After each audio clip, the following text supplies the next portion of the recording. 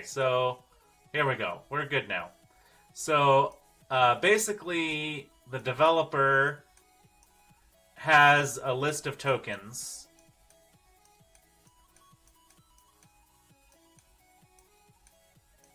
All right, so these are tokens. I mean, they're going to be in the UI, right? But I'm just representing this as,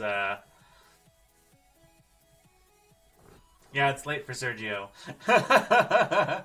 Okay, so this might be, token one. Oh, I should use letters. Token A, token B, token C, token D, token E. Okay, and then we have our interspersed collection, interspersed observable collection, and we have our dictionary.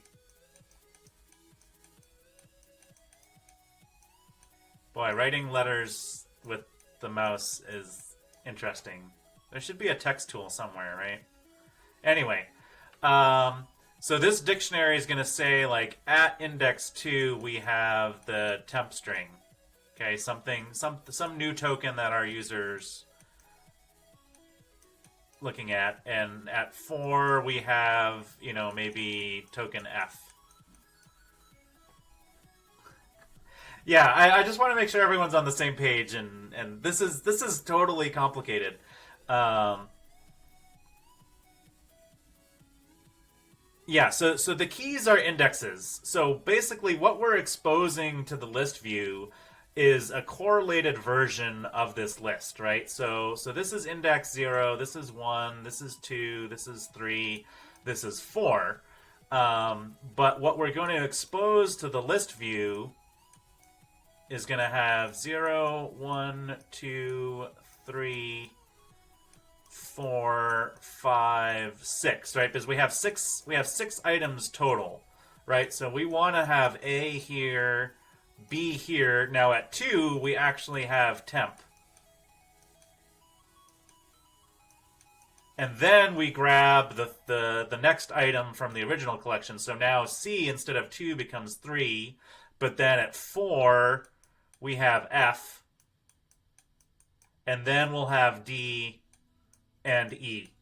So the class we're trying to write now with all these functions is trying to do this interspersing, the correlation of these two sets of data. One is the original item source that's in control of the developer and what we're exposing. So all the things that we have tokenized and saying, hey, this is a concrete object that we recognize as something that the user has inputted and is part of our data type, gets exposed to the developer.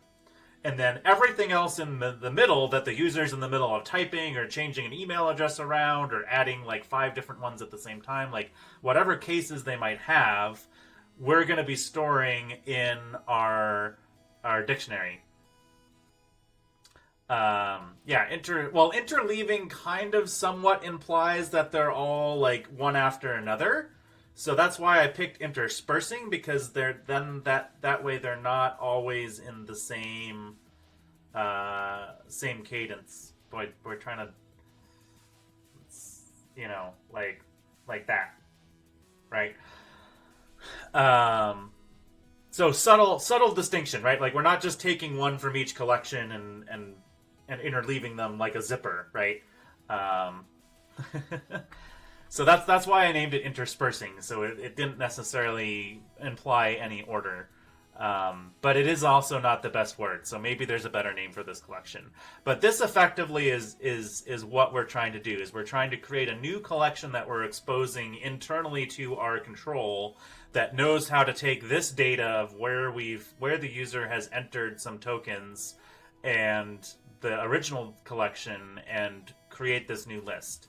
Now, the other thing, too, is, like, if the user tries to insert something, like, we might have to modify where these things are. Like, there's some other complexities there that we haven't gotten to yet, which I don't know if we need to worry about.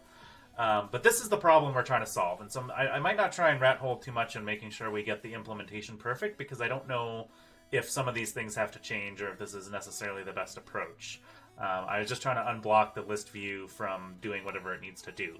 And so right now it's saying like, hey, where is C in this list, right? What is the index of C? And so, in the original collection, it's 2. And so we can grab that value. But we really need to tell it that it's an index 3, because that's what we're actually, if it goes and enumerates the collection, that's where it's actually going to find it. So hopefully this made sense.